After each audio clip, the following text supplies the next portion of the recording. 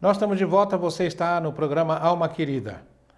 Imagine você participando de um concurso cultural, no qual você tem simplesmente que completar uma frase. A frase é esta: eu assisto a TV Mundo Maior porque... Complete a frase. O vencedor da melhor frase ganha uma constelação familiar. Constelação familiar é uma abordagem terapêutica que permite identificar as raízes dos conflitos interiores que afetam os indivíduos e suas relações familiares. Para participar é muito fácil. Acesse tvmundomaior.com.br/concurso cultural.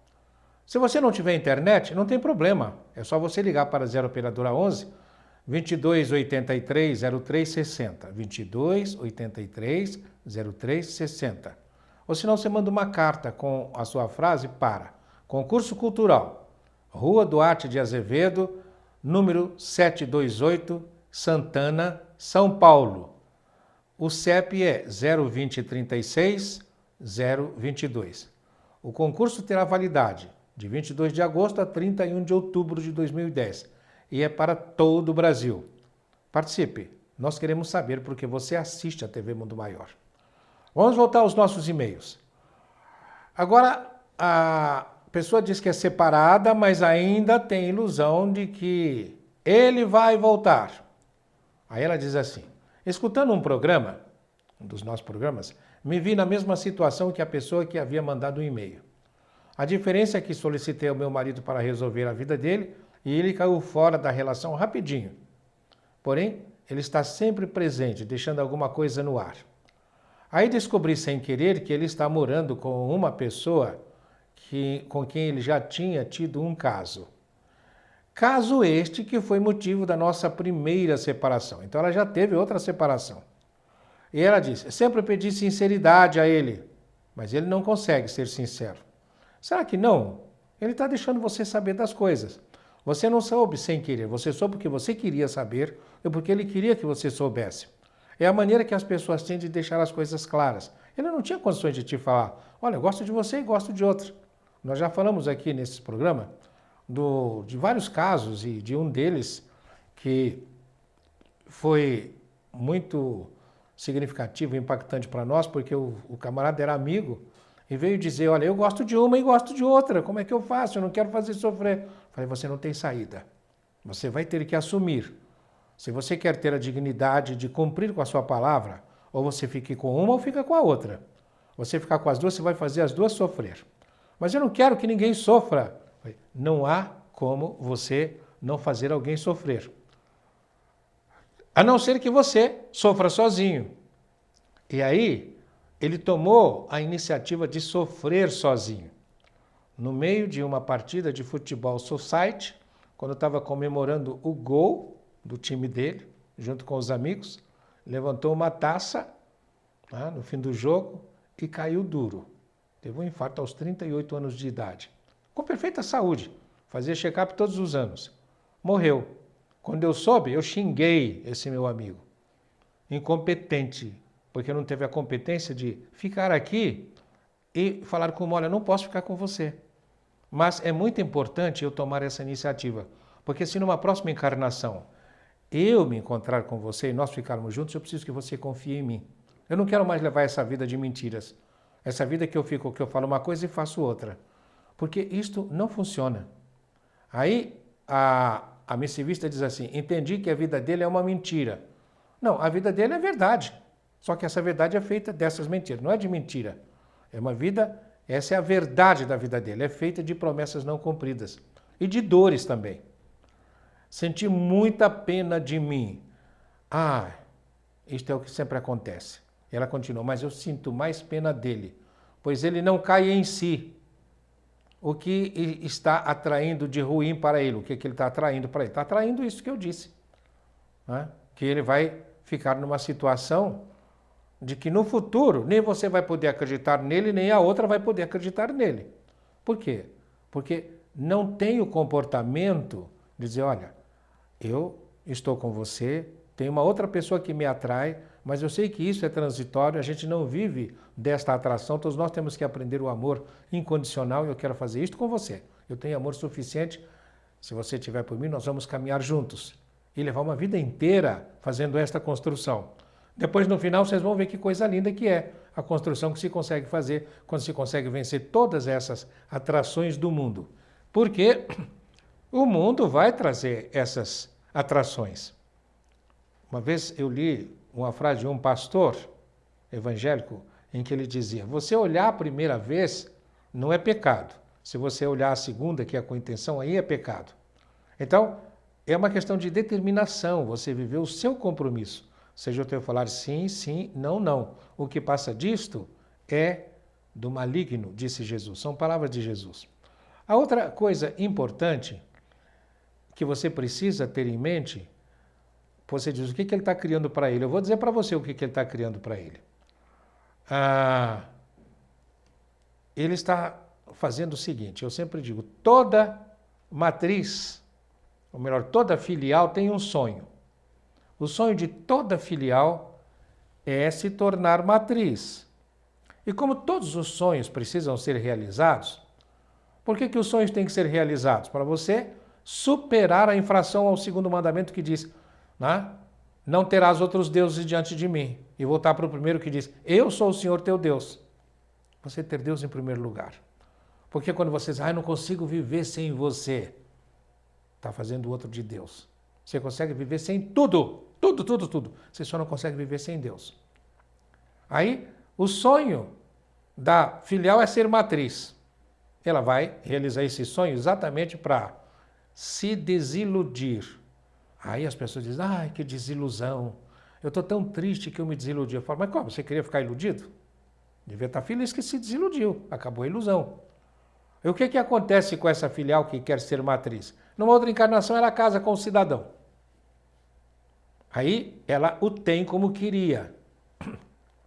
Está na casa dela, com ela. Então ela pode falar, a nossa casa, e não a minha casa e a casa dele. A nossa casa. E aí a vida vira um inferno. Porque ela vai morrer de ciúmes. Quantas pessoas nós já atendemos tratando desse problema, que tem exatamente essa raiz. Mas doutor, eu não faço nada, ela não consegue ter sossego. E a mulher rói a unha, fica muito mal, não consegue dormir, morre de ciúmes. É como se ela pudesse dizer assim, eu te conheço, cara. Nós tivemos uma outra encarnação em que você era casado e saía comigo, então eu sei que você não presta. Então, se você não prestava, quem é que pode garantir que você presta agora? Eu estou esperando que você faça comigo o que você fez com a sua outra esposa numa outra encarnação. Aí vai ter uma vida inteira de determinação, de ter um comportamento correto, adequado, até que esta mulher descubra, este homem é uma rocha. Pode acontecer o que acontecer, ele não vai me deixar, não vai aparecer outra mulher capaz de tirá-lo de mim. Então vocês terão construído uma relação. Não é, ela vai te amar depois, com um amor incondicional, e quando ela sair da relação e for para o plano espiritual, provavelmente lá ela vai se encontrar com outros amores, mas vai ter aprendido uma coisa importantíssima, que é essa caminhada do amor que passa de uma atração física para um complemento emocional, para uma sintonia mental e para uma vivência, uma complementação espiritual. A missivista diz, não sei se é ilusão o que sinto por ele, pois tem uma voz que me diz para eu ter paciência e esperar a sua volta. Todo mundo vai voltar, mas não pense que vai voltar para esse casamento. Pode ser que sim, pode ser que não. Mas a voltar é voltar para o caminho. Por quê? Nenhuma de minhas ovelhas se perderá. Todos nós temos que aprender. E nós aprendemos como? Aprendemos pela ação da lei de Deus na nossa consciência. E a lei de Deus na nossa consciência nos diz, não faça ao outro o que você não quer que se faça a você. Tudo aquilo que você quer que se faça a você para o outro. Então, não traia a você mesmo. Eu sempre digo, meu marido me traiu. Não, ele não te traiu, ele traiu a ele. Minha mulher me traiu, não, ela traiu a ela. Você atrai um compromisso. Aí o outro pega e fica com raiva, principalmente as mulheres, né? Ficam com muita raiva. Os homens ficam também doidos de raiva, mas por situações diferentes. Todos têm uma espécie de agressão muito grande à autoestima com essa história da dita traição. Só que a mulher, ela começa a a vida dela e ela é como que treinada para achar que ela só é amada se alguém estiver tocando, se alguém estiver com ela, se estiver buscando. Quando o outro pode estar muito mal, quando você diz que você tem pena do seu marido, que é para você ter paciência que ele vai voltar ao estado normal. Ele vai voltar ao equilíbrio dele, porque agora ele está desequilibrado. Agora, você também precisa tomar muito cuidado para você não ficar desequilibrada. Tá? Então, a orientação é essa, minha querida. Seja firme, o que nós já falamos. Firmeza e ternura. Tenha firmeza com ele. Você pode dizer, como você disse, ele caiu fora da relação rapidinho. Era o que ele queria. Vai cuidar da sua vida. Ele foi, mas sabendo que tinha um amor por você que você tinha, então ele vai e volta, vai e volta, vai e volta. Você seja firme. Não, você está lá, vai lá e seja responsável. Então você também está ensinando para ele. Seja responsável. Vá ficar com ela se é isso que você quer. Se quer ficar comigo, é só comigo. Se quer ficar com ela, tenha pelo menos com ela o que você não teve comigo. Dignidade de ser leal, de ser fiel. Assim você vai estar sendo fiel a você. Porque a lei de Deus na consciência não permite que se você faça alguma coisa contra alguém, você fica com culpa. E se você faz alguma coisa contra alguém, você fica com culpa e com ressentimento contra o culpa porque você errou. E ressentimento às vezes contra esse alguém. Então aí você faz a oração e a oração não funciona, porque você não consegue ter uma sintonia perfeita com o plano espiritual. Então, a primeira coisa que você vai fazer, perdão. Experimente perdoar. Perdoar quer dizer firmeza e ternura. Firmeza você perdoa, é a ternura. Firmeza, faça o que é certo. Comigo tem que ser assim, assim, assim, assim. E põe a sua condição. Aí você vai verificar que você consegue voltar para aquele que é o verdadeiro amor, que é Deus na nossa vida. É Ele o único que não nos deixa desamparados, tá? É Deus em nossas vidas. O próximo e-mail, o nosso missivista pergunta, ou a nossa, né? Qual a diferença entre provas e expiações? Querido amigo, qual a diferença entre provas e expiações?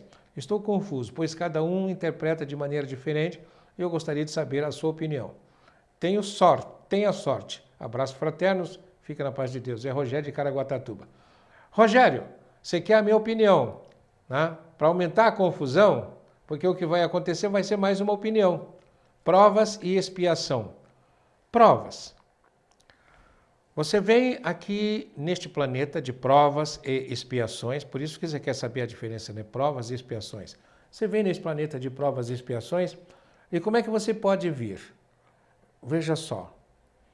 Você, aqui na vida, age. Você tem as suas ações. Você passa para o plano espiritual. Então diz o Kardec. No plano espiritual, você vai entrar em contato com o resultado das suas ações. Esse resultado pode ser alegria ou tristeza. Se é alegria, você diz assim, eu fiz certo. Se é tristeza, você vai descobrir por que fica triste. Nossa, eu fiz algo de inadequado, algo de errado. Então você fica triste. Aí você decide que não quer fazer mais aquilo. Só que antes disto, você entra num processo de tristeza, de sofrimento. É o que ele chama. A primeira fase, que é a consciência de que você errou, de arrependimento. A segunda fase, que é o sofrimento, ele chama de expiação. Você está sofrendo, chama expiação, porque você sofre a consequência daquilo que você fez, lá no plano espiritual. A terceira fase é a reparação. Você decide reencarnar para consertar aquilo que você fez, é a reparação. Ora, você percebeu? A reparação vem depois da expiação. Então, a reparação está relacionada com a expiação. Já dá para você perceber o que é expiação?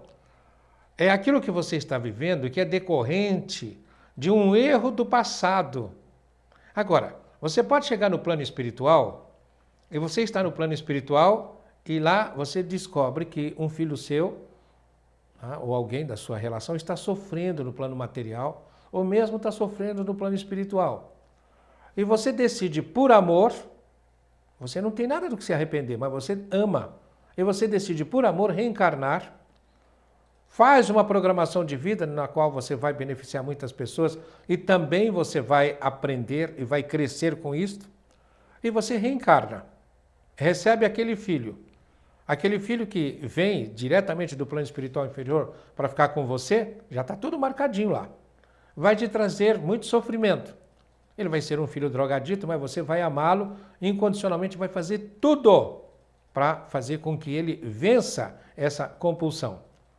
E você consegue que ele mude. Ou se você não consegue que ele mude, você passou uma vida cuidando dele. E o que vai ter como consequência? Eu vou falar disso depois do intervalo. Já já nós voltamos.